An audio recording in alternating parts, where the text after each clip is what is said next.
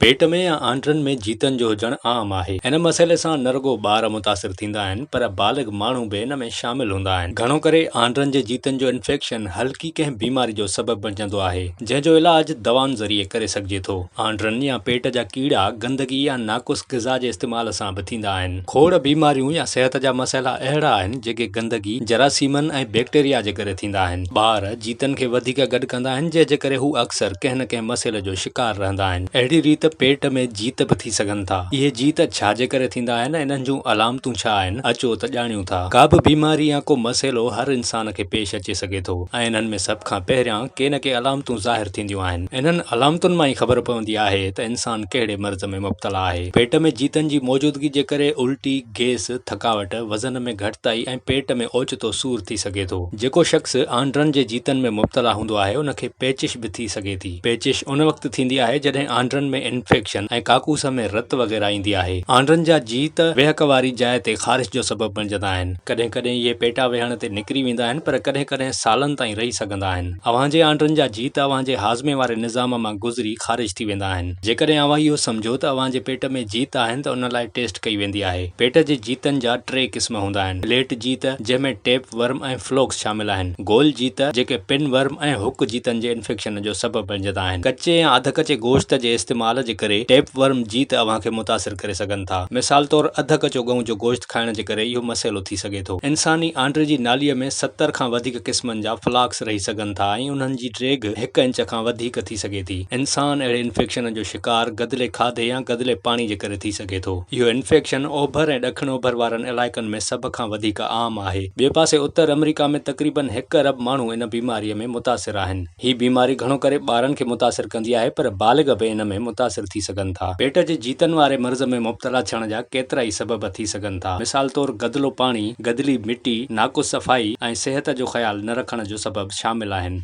जॾहिं अव्हां गदिलो पाणी या गदिलो खाधो खाईंदा आहियो त जीत आंड्रनि में शामिल थी वेंदा आहिनि। आंड्रनि में पहुचण खां पोइ इहे ॿीहर वधंदा आहिनि। जॾहिं इहे ॿीहर पैदा थींदा आहिनि त इन्हनि जी साइज़ ऐं मिक़दार बि वधीक हूंदो आहे ऐं अलामतूं ज़ाहिर थियण शुरू थी वेंदियूं आहिनि। आम तौर ते पेट जे जीतनि वारियूं दवाऊं 1 खां 3 ॾींहंनि ताईं वरतियूं वेंदियूं आहिनि ऐं अलामतूं 1 हफ़्ते ताईं बहितर थियण शुरू थी वेंदियूं आहिनि। डॉक्टर इलाज मुकमल थियण खां पोइ 1 भेरो ॿीहर टेस्ट कंदो आहे ऐं पोइ उन जो तजुर्बो कंदो आहे। अहिड़ी कंहिं बि अलामत ज़ाहिर थियण जी सूरत में अव्हां फौरी तौर ते डॉक्टर सां राबितो करियो।